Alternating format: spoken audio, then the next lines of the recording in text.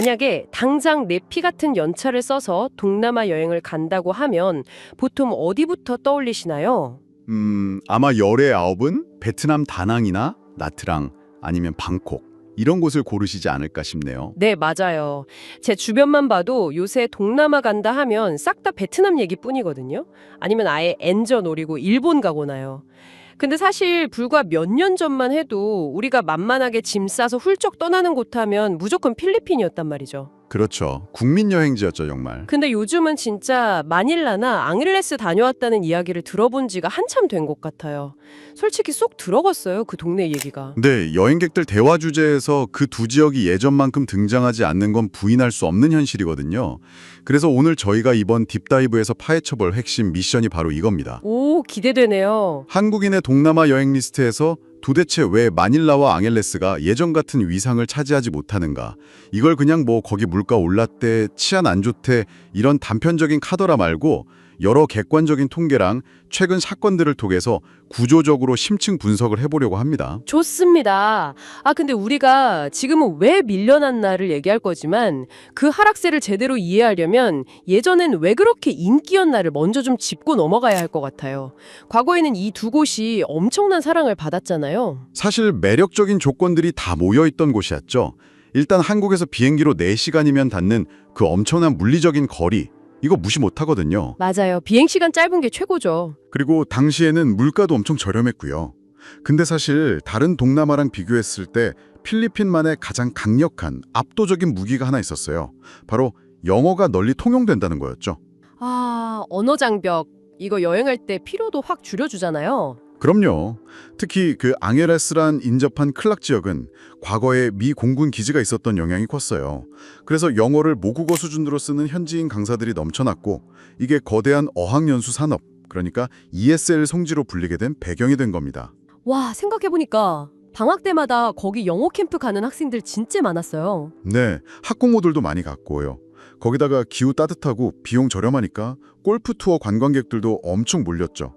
자연스럽게 거대한 코리아타운이 형성되면서 디지털 노매드나 은퇴하신 장기 체류자분들한테는 정말 최적화된 생태계가 만들어졌던 거예요. 가만 들어보니까 이게 무슨 느낌이냐면 우리 동네에 있는 엄청 크고 물건 싼 대형 마트 같은 거였네요.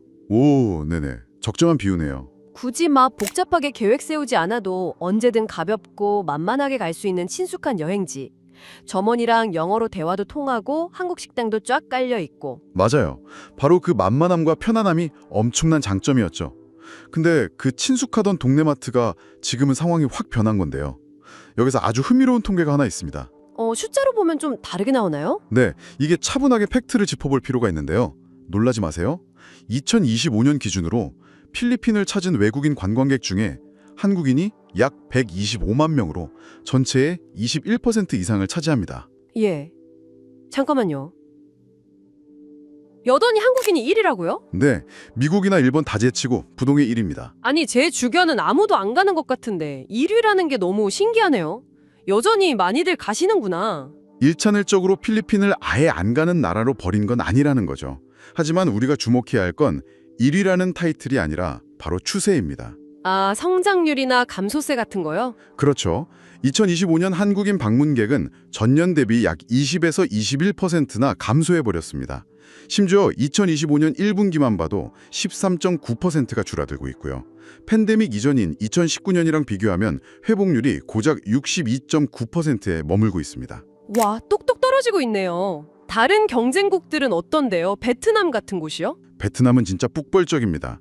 2025년에 무려 2,200만 명을 유치했어요. 이건 팬데믹 이전보다 오히려 22%가 폭증한 완벽한 V자 반등이거든요. 헐, 22% 폭증이요? 분위기가 완전 극과 극이네요. 그러니까 이게 무슨 뜻이냐면 한국인들이 필리핀 관광시장의 핵심인 건 맞지만 원화 약세 같은 환경적 요인들이 겹치면서 과거보다 덜 매력적인 선택지가 되어보겠다는 겁니다. 다른 좋은 대체지들이 워낙 강해지니까 방문 빈도가 점점 줄어드는 추세에 접어든 거죠. 그렇다면 본질적인 질문을 던져봐야겠네요. 대체 왜 덜 매력적인 선택지가 된 걸까요? 아까 말한 그 동네 마트가 갑자기 뭐 물건이 상하기라도 한 겁니까? 첫 번째 이유는 아주 현실적인 인프라의 필요감입니다. 가족 단위 여행객이나 초보 여행자들은 요새 깔끔함이랑 안전을 최우선으로 두잖아요. 그쵸. 요새 인스타 감성 숙소, 깔끔한 리조트 이런 게 기본인데 네. 그런데 마닐라는 극심한 교통체증이 정말 상상을 초월합니다. 거기에 일부 주요 지역에서는 그랩 같은 승차 공유 앱 이용이 불가능한 곳들이 있어요. 그랩이 안 되면 진짜 치명적인데요. 여행 가서 바가지 택시나 오토바이 타며 실랑이 하는 거 진짜 피곤하거든요. 맞아요. 매연 뚫고 지푼이나 오토바이에 의존해야 하니까 여행 시작 전부터 진이 빠지는 거죠. 게다가 인터넷 연결 문제도 꽤 심각해서 디지털 노마드들은 벌써 인터넷 잘 터지고 인프라 좋은 발리나 치앙마이로 짐을 싸서 떠나는 추세고요. 인프라가 낡았다는 거군요. 근데 예전에는 좀 불편해도 싸니까 가성비로 다 용서가 됐잖아요. 여기서 두 번째 문제가 등장합니다. 그 가성비마저 박살이 났다는 거죠. 비용 상승이 정말 무서운 수준입니다. 아니 동남아 물가가 올라봐야 얼마나 올랐다고. 그렇죠? 이게 단순히 물가가 오른 수준이 아닙니다. 중국의 온라인 도박 산업, 일명 포고라는 게 필리핀에 대거 유입되면서 생태계를 흔들어 놨거든요. 수십만 명의 인력이 몰려들다 보니 앙헬레스 같은 곳의 임대료가 진짜 말 그대로 폭등해 버렸습니다. 그럼 식당이나 마사지 가격도 다 오를 수밖에 없겠네요. 정확합니다. 예전에 7만 원 하던 골프 그린피가 15만 원에서 20만 원까지 두세 배가 뛰어버렸어요. 마사지나 식대도 덩달아 크게 올랐고요. 아니 이러면 아까 비유한 그 동네 마트가 갑자기 동네 마트 시설 그대로 놔두고 백화점 가격을 받기 시작한 거랑 똑같잖아요. 진열대에는 예전 그대로 먼지가 쌓여 있는데 말이죠. 아주 뼈아픈 비유네요. 심지어 최근에 마르코스 대통령이 반중 정책을 펼치면서 이 포고 산업을 철수시켰는데 중국 자본이 빠져나가면서 한인 상권마저 임대료 폭탄을 맞고 크게 타격을 입은 상태입니다. 이러면 당연히 시설 좋고 새롭고 쾌적한 다낭이나 나트랑으로 가지 내 돈 내고 굳이 거길 왜 가겠냐는 소리가 절로 나오네요. 게다가 컨텐츠 자체도 좀 부실하다는 지적이 있더라고요. 네, 베트남 투어 같은 걸 보면 메콩강의 역사라던가 전통 음식들을 엮어서 나름의 스토리텔링을 하거든요. 반면에 필리핀은 너무 오랫동안 단순히 섬을 돌거나 호핑 투어하는 단편적인 수준에 머물러 있다는 여행객들의 피드백이 많습니다. 돈은 비싸졌는데 콘텐츠는 옛날 그대로다. 확실히 문제가 있네요. 근데요, 비싸고 인프라 안 좋은 거 솔직히 그냥 기분 좀 상하고 많은 문제입니다. 제가 봤을 때 진짜 치명타는 따로 있어요. 치안 문제의 말씀이시죠? 네, 바로 그거요. 2025년에 앙헬레스 쪽에서 진짜 충격적인 사건들이 연달아 터지지 않았습니까? 여행의 가장 기본인 내 안전에 대한 심리적 방어선이 완전히 무너진 것 같아요. 정말 안타깝고 무거운 주제인데요. 팩트 기반으로 차분히 짚어보겠습니다. 2025년 4월이었습니다. 앙헬레스 코리아타운 인근에서 대낮에 택시를 기다리던 한국인 관광객이 오토바이 강도의 총격에 사망하는 아주 충격적인 사건이 있었죠. 와, 진짜 뉴스로 보면서 제 눈을 의심했어요. 대낮에 코리아타운에서요. 네, 그리고 같은 달에 마닐라 도심에서도 소매치기 강도랑 실랑이를 하던 한국인이 충격으로 숨지는 일이 연이어 발생했습니다. 통계를 보면 최근 5년간 3천 명이 넘는 강력, 절도 사건 피해자가 발생하기도 했고요. 그러니까요. 이런 뉴스 보면 그냥 여행 심리가 완전히 얼어붙지 않나요? 물론 여기서 우리가 필리핀 국가 전체가 무조건 위험한 지옥이다, 이렇게 일반화해서는 절대 안 됩니다. 필리핀 관광부, 즉 정부 차원에서도 이 사태의 심각성을 뼈저리게 인식하고 있거든요. 정부에서 어떤 대책을 내놨나요? 무관용 원칙을 선포하고 무려 8,610명의 관광 전담 경찰을 양성해서 배치했습니다. 그리고 한국어 콜센터도 24시간 운영하는 등 정말 총력 대응에 나서고 있다는 점은 균형 있게 볼 필요가 있습니다. 노력하는 건 알겠습니다. 근데 솔직히 일반 여행자 입장에서는 대낮 총격이라는 단어 하나만 들어도 소름이 돋거든요. 경찰을 8,000명이나 깔아야 할 정도로 치안이 불안하다는 방증 같기도 하고요. 불안한데 굳이 내 비싼 휴가에 그곳을 갈 이유가 있을까요? 여행자의 현실적인 불안감은 100번 이해가 갑니다. 그래서 여기서 우리가 마닐라와 앙헬레스, 이 두 지역의 특성과 리스크를 좀 분리해서 정확히 살펴볼 필요가 있어요. 우리가 흔히 두 곳을 묶어서 말하지만 여행지로서의 성격이 완전히 다르거든요. 어떻게 다르죠? 저도 사실 그냥 다 비슷한 동네인 줄 알았어요. 마닐라는 수도권 대도시입니다. 비즈니스, 대형 카지노, 럭셔리 쇼핑몰들이 모여 있고 보통 다른 섬으로 넘어가기 위한 환승 거점 역할을 주로 하죠. 여기는 일반적인 대도시의 피로감과 소매치기 같은 리스크가 존재하는 거고요. 그럼 앙헬레스나 클락 쪽은요? 이쪽은 좀 독특한데요. 클락 공항을 중심으로 골프, 어학연수, 한인타운이 뭉쳐있는 구조입니다. 여기서 중요한 건 클락 특구 내부는 보안이 아주 철저해서 굉장히 안전하다는 겁니다. 아, 특구 안은 안전하군요. 네, 문제는 그 특구 밖의 앙헬레스 지역입니다. 거대한 유흥가가 형성되어 있는데 이곳이 위생 문제나 해충, 그리고 무엇보다 셋업 범죄 같은 치안에 매우 취약한 사각지대입니다. 아, 그 현지 경찰이 짐에 마약 같은 거 몰래 넣고 협박한다는 그 셋업 범죄요? 맞습니다. 과거에는 극도의 가성비와 유흥이라는 목적 때문에 사람들이 이런 리스크를 감수하고 갔다면 지금은 유흥 중심의 여행 트렌드 자체가 저물고 있어요. 장점보다 리스크가 먼저 떠오르는 구조적인 변화를 직격탄으로 맞은 거죠. 아, 정리가 싹 되네요.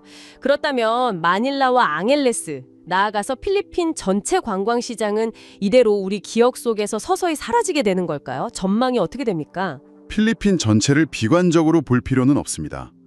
세부, 보홀, 보라카이 같이 바다를 끼고 있는 순수 휴양지들은 해양 액티비티라는 독보적인 무기가 있어서 여전히 강력한 경쟁력을 유지하고 있거든요. 휴양지는 살아남는다. 그럼 대도시나 골프 지역은요? 마닐라나 앙헬레스는 과거처럼 불특정 다수가 만만하게 몰려가던 대중관광지의 타이틀은 내려놓게 될 확률이 높습니다. 대신에 확실한 목적, 즉 프라이빗 골프 투어, 철저히 통제된 장기 체류, 비즈니스나 어학연수 등을 위한 특정 목적 여행지로 재편될 가능성이 큽니다. 약간 선택과 직중을 하게 되는 거네요.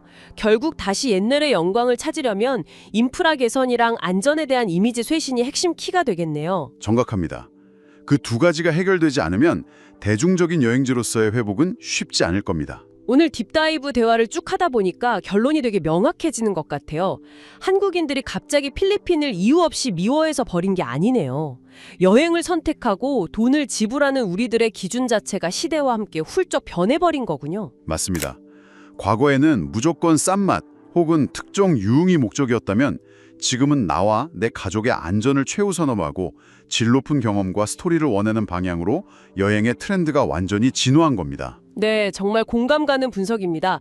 자, 지금 듣고 계신 여러분께 묻고 싶습니다. 여러분은 과거의 필리핀 여행을 어떤 공기, 어떤 추억으로 간직하고 계신가요?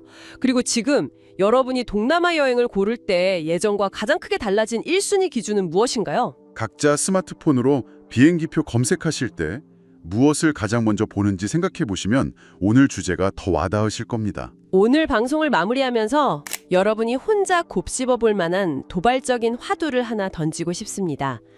만약에 완벽한 치안, 쾌적한 환경, 그리고 고품질의 문화적 스토리가 미래 여행의 절대적인 기준이 되어버린다면 말이죠. 네, 앞으로 10년 뒤에는 우리가 향수처럼 간직하던 동남아의 가성비 배낭 여행이나 주말에 슬리퍼 끌고 훌쩍 가던 저렴한 도피성 여행이라는 개념 자체가 전 세계 지도에서 영영 사라져버리는 것은 아닐까요?